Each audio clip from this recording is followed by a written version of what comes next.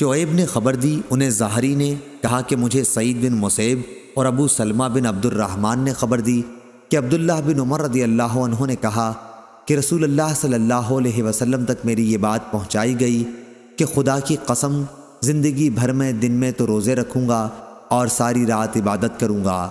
میں نے رسول اللہ صلی اللہ علیہ وسلم سے عرض کی، میرے ماں باپ آپ پر فدا ہوں، ہاں میں نے یہ کہا ہے۔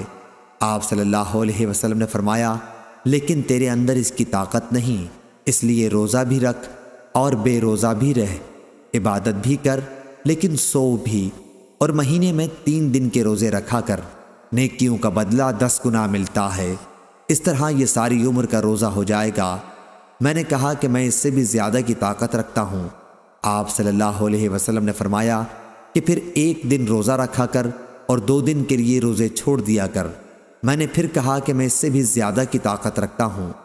آپ صلی اللہ علیہ وسلم نے فرمایا کہ اچھا 1 دن روزہ رکھ اور 1 دن بے روزہ رہ، کہ داؤد علیہ السلام کا روزہ ایسا ہی تھا اور روزے کا یہ سب سے افضل طریقہ ہے۔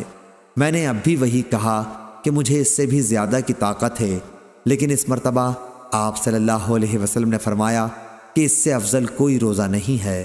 صحیح بخاری حدیث نمبر 1976۔